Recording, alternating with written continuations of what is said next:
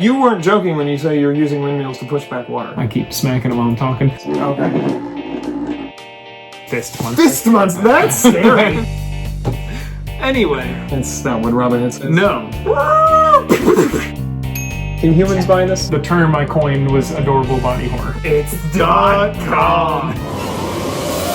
Hello, I'm Justin. And I'm Kyle. And we are the Mirror Twins, and today we're talking about games! Yes. Lots and lots of games! There's a few here. Well, let's clear this out and really get into what we're going to talk about today.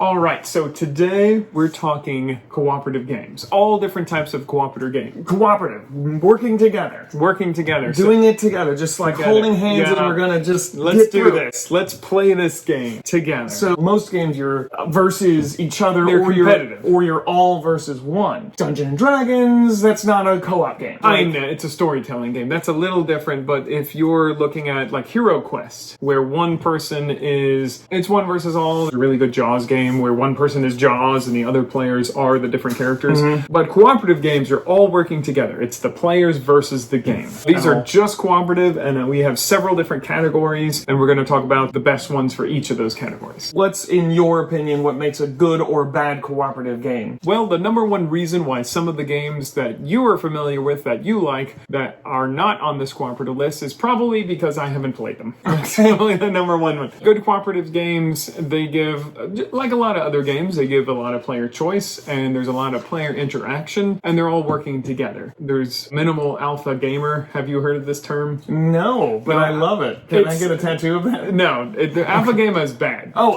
okay. Alpha gamer is where one person is telling everyone else what to do. Oh, I hate that. See? It's bad. Yeah, It's bad. So okay. there's some games that it's hard to be an alpha gamer, and then there's other games where someone almost has to take the lead? No, it's just very easy. Oh, for someone Now, to just start telling everyone what to do. Right. It's also known as quarterbacking by some people. Some people use that. I think that's a rarer term.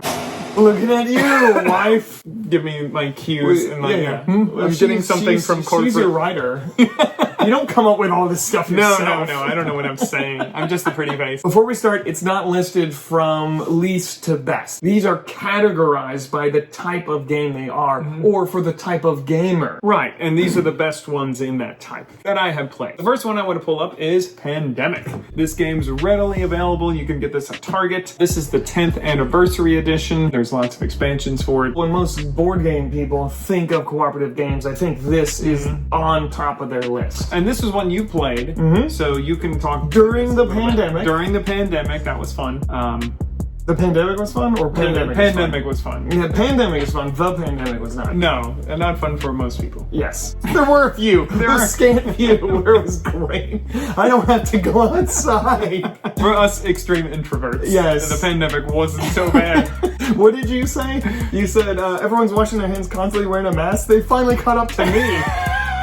This game is fully cooperative. It's you versus the game. The cards that you pull control how the bad guy or the disease work. You pick a character, a job. The transporter, there's the medic, there's the communications guy. Lots of different doctor, ones. And they all have variable player powers, which means each character has something special that only they can do. In between each of the player turns, something bad happens. You pull a card and the disease spreads or blah, blah, blah. You're moving around the board. You're using your movements as efficiently as possible. And why is this on your list? It's fun. It's a great cooperative game. It's not too much to get into, right? No, this is a good like intro game. It is. This one's not that hard to understand how it goes. Depending on how the cards come out, it can be kind of difficult to beat. There are easier versions of this game. They're not Pandemic, but basically use the Pandemic idea. This forces you to really think about work together. If you don't do that, you die in 5 rounds together. The Pandemic takes over and you lose the game. This one does suffer from the alpha gamer or the quarterbacking, where the experienced player tells everyone what to do. You're playing with nice people, then you're like, well, you could do this, you could do this. I think a good cure for alpha gaming or quarterbacking, as some call it, you just give people choices. You want to make sure you're not the alpha gamer, do that.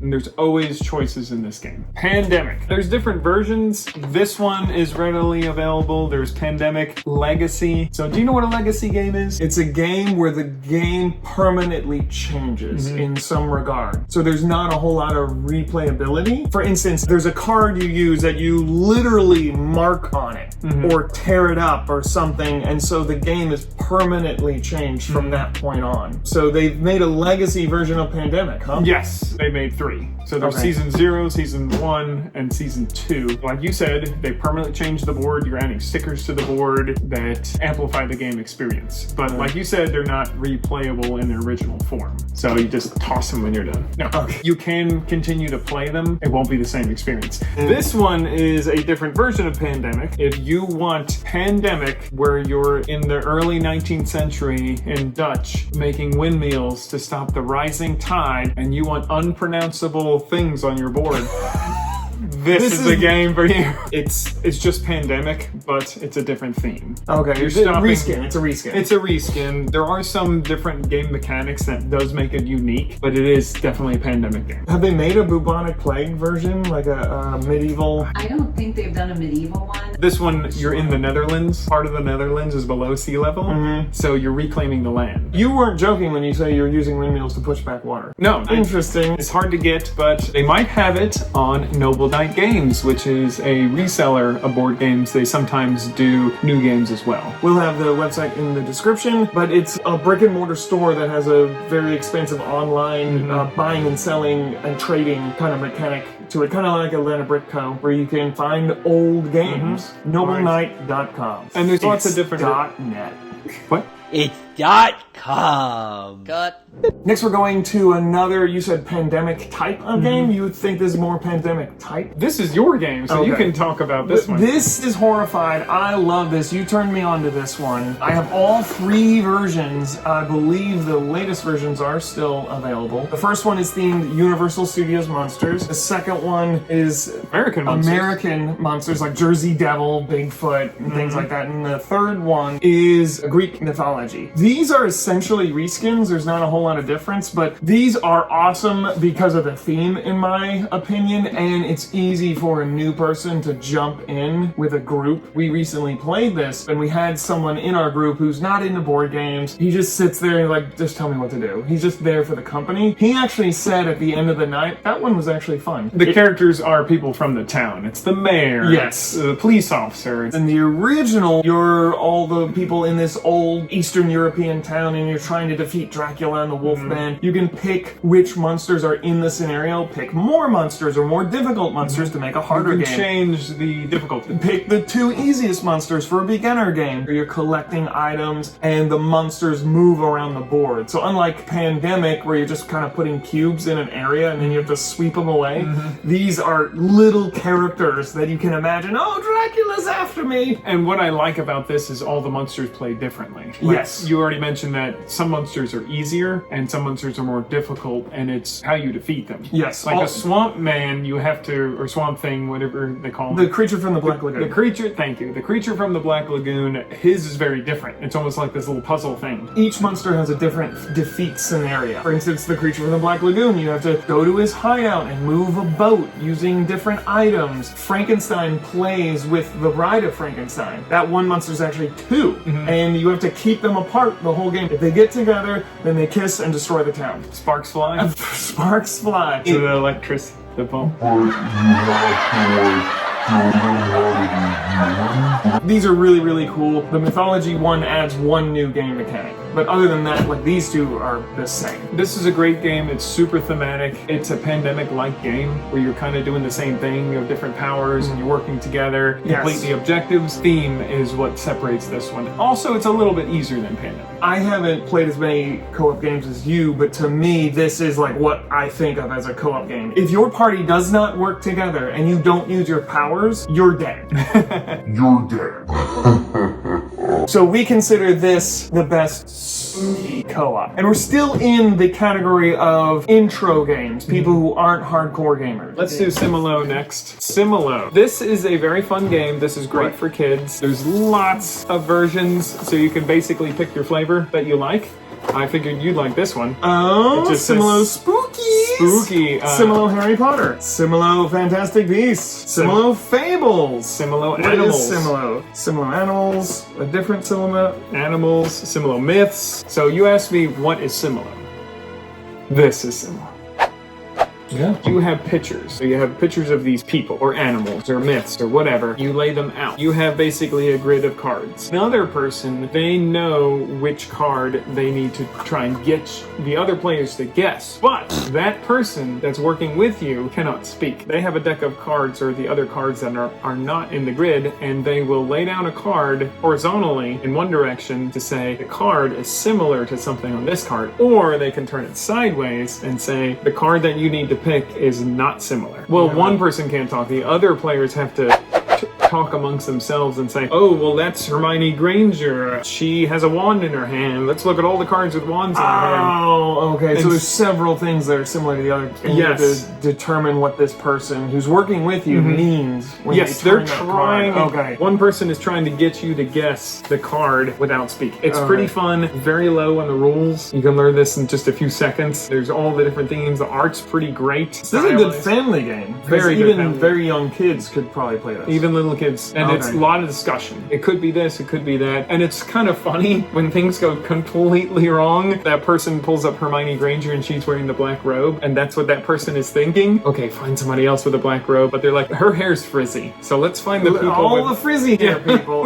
Okay. So it can go way off road, and it's hilarious. It's like, well, that's not even what I was thinking. Or the people discussing it pick something out that the person who laid down the card didn't even see. It's a very good co-op party game. Other great things is it's very cheap. It's Okay. just a deck of cards. You don't mix them up, do you? You can. You can. Do you combine them We haven't done it, but yeah, if you want a Okay. more challenging game, with more cards? Okay. there's one more that they make that we do not have, and that's the Lord of the Rings, because we have a problem. This is a great family co-op game. This one, I don't know if they have a Target, but they'll probably have this at Barnes & Noble. But it teaches children about robbery and equal rights for all, right?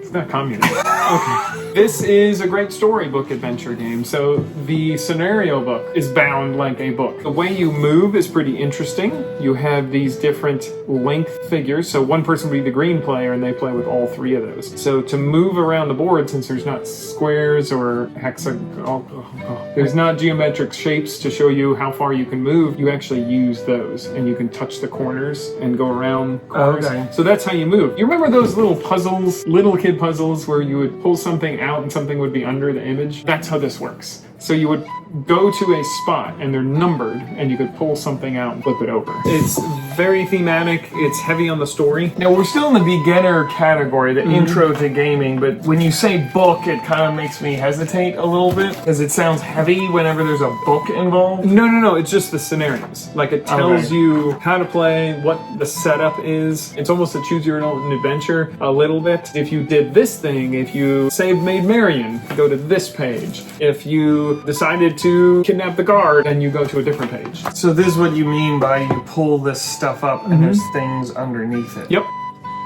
And you would flip it over, or you'd use the thing underneath it, depending on the scenario, it would tell you. And this actually uses the Robin Hood story. It's like you're going through his story. Never heard of anything like that with the flipping on the board and it goes underneath. Yeah, That's it's unique. new, it's different. This is pretty low on the rules. It's pretty simple, great for kids. Low on the rules. That's what I like. And the book walks you through everything. That was Okay. really nice. When we were first reading the rules, it seemed like it was going to be a lot. It was great because the book just walked you through everything. Awesome. So great game. That is the end of our category of intro games, light on the rules, people who aren't really into board games. Those were the best. Or in just your for opinion. family, yeah. Or family games that are more introductory stuff. Now we're leading into the more moderate games, a little heavier on the rules, a little more gamey, a little crunchy, as you call it. So this is Hogwarts Battle, the Harry Potter deck building game. In case anyone doesn't know, what is a deck building game? So you start with a basic deck of cards, and for this game it's specific to the character. A lot of the cards are the same, so if you're playing as Harry Potter, you have Harry Potter's deck, and it tells you which cards are in there. If you're Hermione, you have a similar deck, but you have slightly different spells. Okay. Make sure that Excuse goes me. in there. You get energy, I forget what they call it, but it's basically the currency of the game. So you start with cards, and then you gain cards as the game goes on. You can gain buy 'em. extra spells. Okay, so that's what a deck So builder when you is. have different energy, you add to your deck and make it better. There's mechanics where you can get rid of cards that are weaker. The neat thing about this game is it goes through the scenarios. You have a box 1 or game 1, they call it. These go through the movies. Oh, game 2, game 3. Why is game 2 and 3 so small? They don't add that much. Oh, so you add it. You're not playing with just these. I see. No, you add the cards. It's very thematic. It goes with the movies, or in this case, the book, right? Is it 7? Yeah. It's going with the books, so you're adding those spells that they used in that book. Got it, the spells they knew at that time. And Okay. also the bad guys that you have to face, the different scenarios that happens, because you do have different scenarios, so each game is slightly different. It's very replayable because you may not get exactly the same combo of bad guys, and also the way your cards come out are different. So it's Yeah. not like a one-time. That's what I like about deck building games in general. They seem very replayable to me because you can get different spells, or you can have a bad hand, and then the next time you have really good hands, it's. You don't want to get copyright struck. And this is the only deck builder game you have on this list. Yes, a lot of deck builders are competitive. And here's more to it. There are a couple. This is the Charms and Potions expansion. And there's another one, I think. This one adds more cards, more spells, more villains. This was a fun game. And this isn't that hard, but it is a lot of strategic thinking. You can't just willy-nilly put your cards down and use Alohomora to solve all your problems. Okay. Like you could in real life. For those gamers that are not strapped for cash, So this is a rich person's game. well, I wouldn't say rich person, but someone who doesn't mind not eating for a couple of days. I survive on game mechanics. Yeah, there you go. Get that on a shirt. The very, very famous, very, very well-known Zombicite. Well received, I would add too. It is a little more adult just because of the theming and the art. It's not that difficult to learn how to play. Like if you're used to like a Pandemic, there's a little bit more to manage with your character, with their powers, what they can do, what order you can do things in. If you're used to these type of games, it's not that difficult. Players versus zombies. You can Players get versus zombies. additional weapons and upgrade your skills as the game goes on. Tons of expansions, tons of extra characters you can buy, decks and characters and everything. This game I only played once. I remember it was a lot of setup. That was the first edition. So this is the second edition. Okay. A lot of the stuff that you had to set up is printed on the board now. So this one is completely cooperative. No one controls the zombies. The game controls the zombies. We mentioned this on our dungeon crawl video if you want to see Kyle's opinion on the best dungeon crawls ever made and why Gloom Haven is not all it's cracked up to be. If you I want didn't like it. hear his opinion on stuff like that, you can check out that video. The link is in the description. Similar to that video, I think this video will have a lot of surprising things on it. But anyway, this one is pretty intense. Like you get a very worried feeling when you play this one because the zombies don't ever stop. It's not like a dungeon crawl where you clear an area and that's it. Okay, I mean, now it's let's safe to move move on to the next area. This Like, no, one- the zombies constantly come out. And you're trying to beat the scenario before you're overwhelmed. And if you don't manage the zombies well, if you don't work together in your group, if you don't have someone over here taking care of these guys and someone over here exploring, you will get destroyed and overrun. And another thing is if you have the lone wolf who just goes through the buildings, then they will get overrun. And you love this game. You have almost It's- every expansion, yes. almost every edition. They make a ton of these. There's an Old West one, there's a space one. I went with just the modern one. So I don't have those other ones. And so I don't have nearly all of them. I do have all the ones for this one. We have all the original release of the second edition. So Zombicide. more has come out since then. Yes. Hard on your wallet. Well, it can be if you don't know when to stop. Like this guy. Now, So, moving on with intermediate. we'll stick with zombies. This is unfortunately hard to get now, but this is Flick 'em Up, The Dead of Winter. This was really interesting to me. When you said it's a dexterity game, it's like, what do you mean? Because most casual people think of Candyland, Monopoly, like you sit down, you're moving pieces around. With this one, you actually have to flick it, and how good you flick this little piece across the board determines on how you play the game. So it really is like a beanbag toss or Horseshoes. You're playing as a plastic figure, and you have a specific character, a named character and to move the character across the board, and you can make the board as big as you want. So if you have a very large table, the town that you're playing in can be very large. Pick up the character, you have the movement disc, which is larger, and you flick it, and wherever it stops, that's where you put your character down. Zombies show up, they move in increments, and then you have smaller wooden pieces that are the bullets, and you have to actually physically knock down the zombie pieces. They're the same size as you. And that's satisfying. You're not playing a card that says, oh, I hit him, let's roll the dice. Do I hit him or do I not hit him? No, you actually flick this thing, and if I knock it over, I got him. Yep. So if you have a really good flicker in your group, they're just like a dead eye. Pew, pew, pew. And this one is strategic, so you do have to set up certain things because you know how far the zombies can move, and there is a bit of randomness where the zombies spill out of this like trash can dumpster, and so you don't know quite how far they'll go, but you can estimate, so you do have to be careful. There is strategic. It's not just flicking disc. You also have to move around, and if you're not that good at flicking, you can get close enough where you can still hit. Really fun on a large, smooth table. If you play Flick 'em Up, this one is more rules heavy because the game is moving the zombies, whereas Flick 'em Up, you have a person moving the other cowboys. Flick 'em Up was the cowboy themed one. A lot of fun, very different. Occasionally that game comes in stock on noblenightgames.com. They don't sponsor us, but they should. They should. Okay. So now we're going to talk about another dexterity game that's also fun, that's pretty much impossible to win.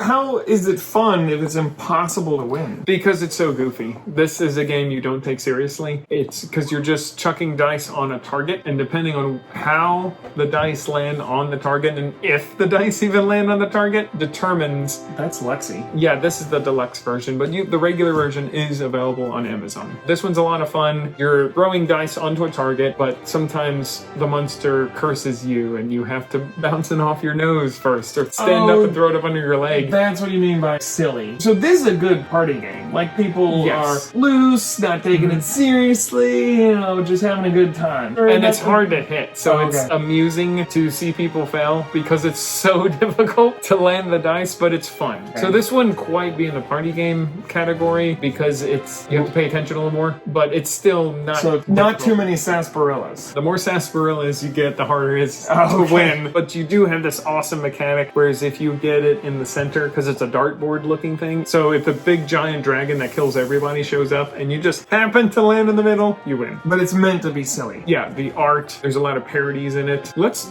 do one I forced you to play. So here So is... we recently played this one together. Next on our list is Rush MD. So I'll let you take the lead on this one. What Okay. did you think of this guy? Okay, so this is a cooperative game where, and you guys had the expansion where it has like physical objects, whereas the regular version has just cards for it or cardboard for it. But you're working in a hospital and you all have to divide up what your tasks You're are. all doctors. But unlike Pandemic and some of the others, you're not assigned a certain, you don't have that one power. Like you're not the surgery doctor, you're not the triage nurse. You get to do whatever you want, but you have to go and stand in that area, and your characters are hourglasses. So that's how they control how long you have to stay there. Yeah, there's how sand much- timers. Yes. Because it's not an hour. Hourglass, yeah, sand timers, yeah. They're minute glass, 30-second glasses, whatever. They're different colors for each person, but you go stand in an area, flip it, and then you can do whatever you can do task. in that task at that time. If you're done early, you have to wait. Or you can grab a nurse. The nurses are like the common pool. You're all doctors, but you can share the nurses.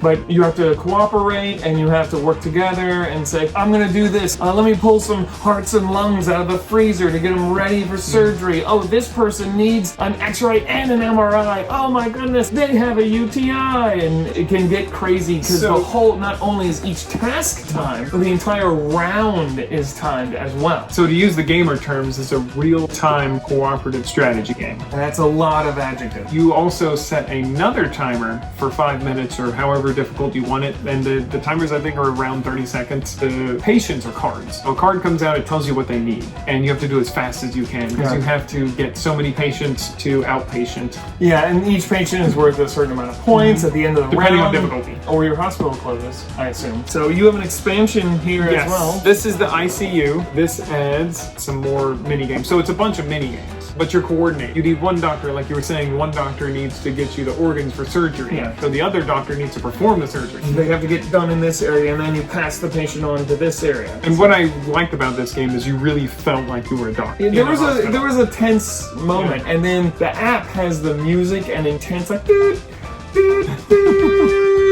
cleared. It was intense. I liked it. I'm gonna wear a lab coat next time I think that would be good. I'm gonna wear a mask. Yeah. And the little beanie thing. And depending on what you do, you have tweezers where you have to add stuff in, like when you're So there's surgery. dexterity parts to almost everything. This is a very fun game. It can get intense, and there's a lot of cooperation. And if you have a group that's really good at it, well, you just lower the time. We had gotten another real-time strategy game called Magic Maze, and we did not like that one. That one was too intense. It was too frustrating. So we were worried when we got this one, but this is so much fun. I like games where you can control the difficulty. Let's test your insanity. Oh, look, there's Cthulhu. Yeah, Little Thule. Little Thule.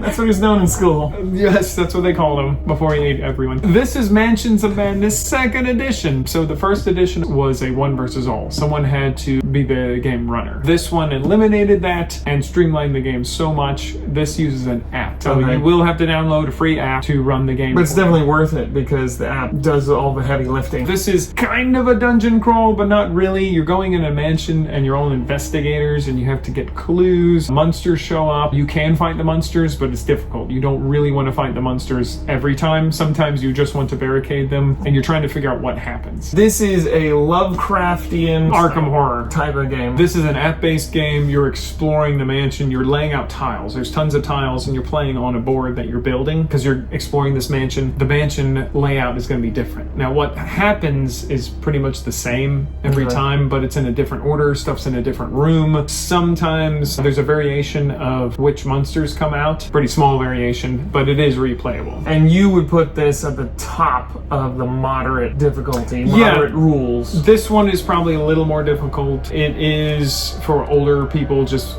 for the theming, the monsters and the horror, and you go insane and you can get wounds and you can also get mental wounds and mental scars. I think you would like this one. So why'd you put this on the list? Theme? The theme, and this is probably the best app-based cooperative game. This one's a little more expensive. It's still available. There's tons and tons of insanity. There's also tons of expansions for this. So there's only 4 scenarios in here, but they're long. This game plays pretty long. I think the shortest session is close to an hour, but it's fun. It's very intense the whole time because at any time you could get eaten by a scary monster. Kind of like the real world. Metaphorically. So let's go to a difficult game. As in rules, right? Not difficult to win, or both? Yes.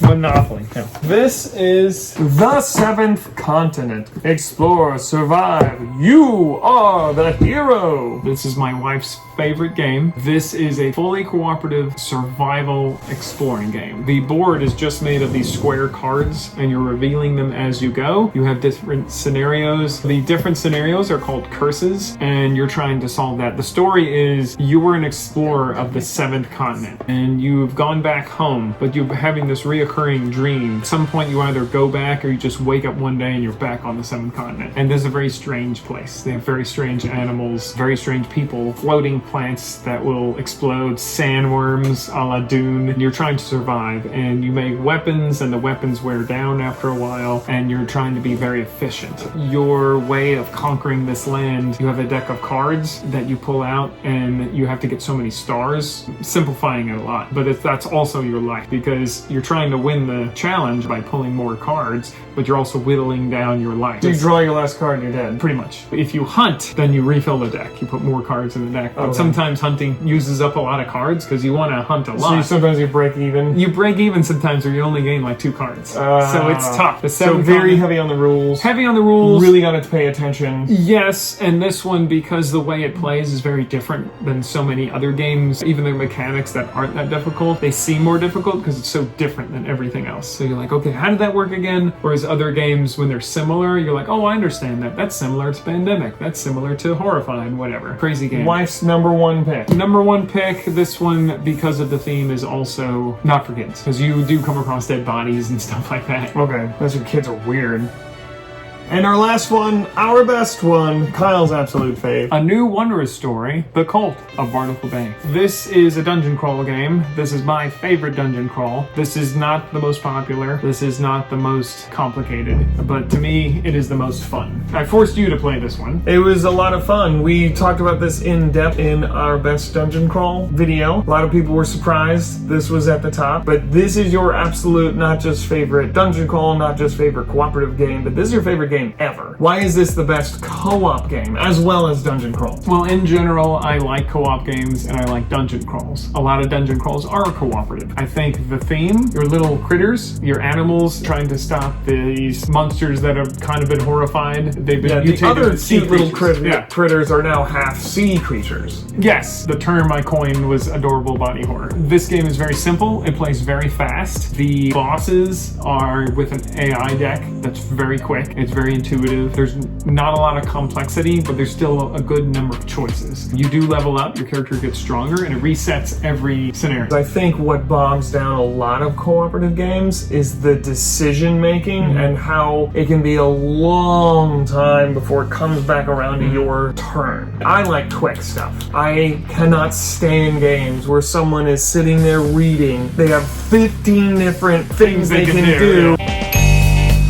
You also don't want only 2 things you can do, and There's this those is games like that play themselves. yes, And they're not fun. This is that perfect mix where it's quick, but you also feel like you're in control. Characters have different movement, they have different abilities. You're using dice, which are just more fun than cards. I'm looking at you, Gloom Haven. They have the exploding dice mechanic. If you get a certain symbol on a die, it counts as a success, and then you get to roll another die. It's like a critical hit. It's a critical hit. They stack, and they're infinite. So you can have a really lucky turn where your character's just in the zone. And Yeah, he's and they just go nuts. He's plowing down bad guys. And then you also have those comedic moments where they completely whiff. Unfortunately, this game is difficult to get. They just came out with the expansion. I believe they're reprinting this. So if you're patient and you watch, this is by Panda Cult Games, if you watch the website, you'll be able to get this game. This is a fantastic game. That's our list of best cooperative games ever. And we do have more cooperative games that probably could have been on this list, but we tried to pick the best ones. Mechs and Minions is another fun one that's cooperative. It uses programming, where you lay out the cards and your mech moves depending on your program. Oh, okay. That's a lot of fun, but I don't think it beats out these games. Once again, if you want to see that video that we talked about the best dungeon crawls, check out the description. We'll have the link there. We do a variety of things on this channel, so if you want to check out more of our videos, just look around. Yeah, and if you want to hear more about other types of games, other genres, things like that, just let us know in the comments below. Now get out of here, you crazy kids! And go play some games. It's hot, it's the summer. It's good to stay indoors. In Georgia, you need to stay in Florida. Sunburnt. Stay inside, play some games with the family. Let's go play some. Let's go play some right now. Turn off this camera, let's get out of the game. And you don't know it yet, but I'm the reason you're here. It's true.